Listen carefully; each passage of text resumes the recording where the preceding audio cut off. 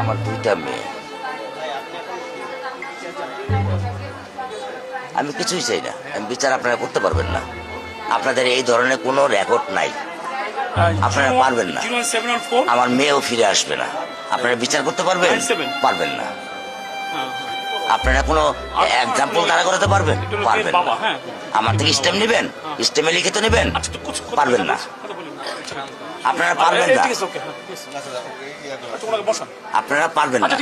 এটা বড় যুবক 15 দিন, এরপর আরেকটা বড় কোনো ঘটনা পড়বে, এটা চলে চলে যাবে, শেষ শেষ। এটা আমি দেখতেছি, আমার বয়স 55, আমার বয়স 55, আমি দেখতেছি। সমস্যা কি? চেষ্টা করে দেখুন তারা। কোন এক্সাম্পল আছে? তবে আপনি যদি নেট দিতে পারবেন, যদি আসামি ধরা যায় সেই ব্যবস্থা করতে হবে। হ্যাঁ, আপনার কাছে প্রমাণ রাখ আছে?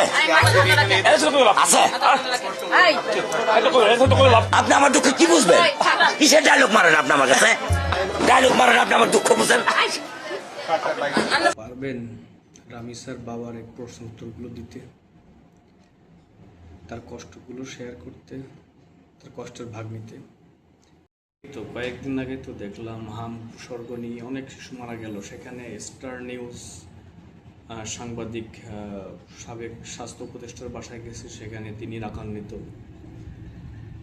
তো এরপরে দেখলাম কিছু হাম বিশেষজ্ঞকে দিয়ে বসা হয়েছে, সেখানে মেহের আফরোজ, শাওন, আনিস আলমগীর সহ বিভিন্ন হাম বিশেষজ্ঞরা সেখানে বসছিল আর কি।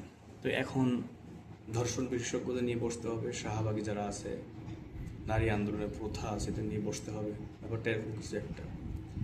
এই দেশে আসলে কোনো কিছুর বিচার হবে না, একটার পর একটা ইস্যু তৈরি হয়ে সব কিছু ধামাচাপা পড়বে, শুধু চাপা পড়বে না, এই বাবা এই মায়ের কষ্টগুলো আজীবন বয়ে বেড়াবে।